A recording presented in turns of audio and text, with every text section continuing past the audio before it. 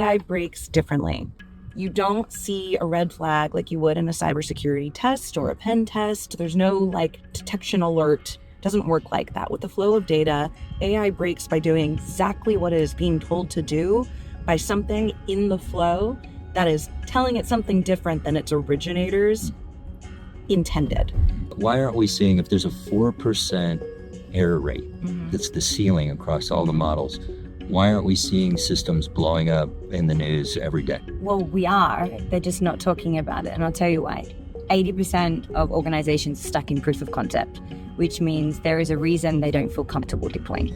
Most CIOs that I speak to have identified where AI can impact their business.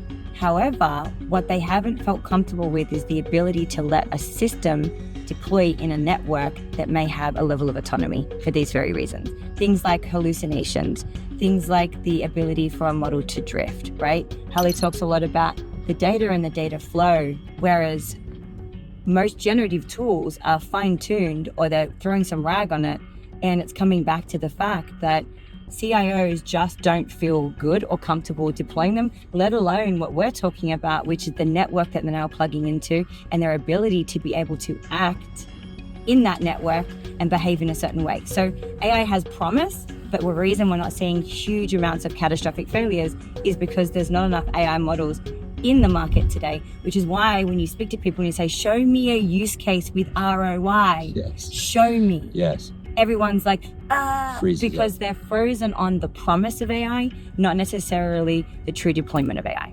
What's the one thing somebody could do to get a model from dev environment into production and live? What should we be doing right now? You have to look at the entire ecosystem as a whole in order to understand what your model is doing, what it's touching, and how it is responding back. Whether it's in real time or that data gets processed later, you still have to pay attention to the ecosystem. But let's go back to the question you asked, which is how does somebody have confidence deploying an AI algorithm? At the end of the day, generative AI isn't necessarily always the best application for instance, a recommendation engine. That's right. We spoke last night at length to a dear friend of ours from Amazon about the fact that in the collections industry, you're not going to use a generative tool in that workflow to communicate with customers because of the high error rate. They can't physically afford that type of communication to happen.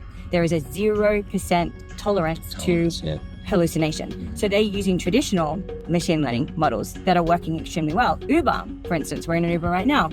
Uber has been using AI for 10 plus years, and they've got a recommendation engine. They've got a driver side engine that helps their drivers pick up fares. And on the other side, they've got a communication application that allows us to book fares whenever we want. So my point is, what type of model are you deploying for what use case, I think is a really good place to start. And then I think it's now what does it plug into, which is the stuff Hallie talks about. Great.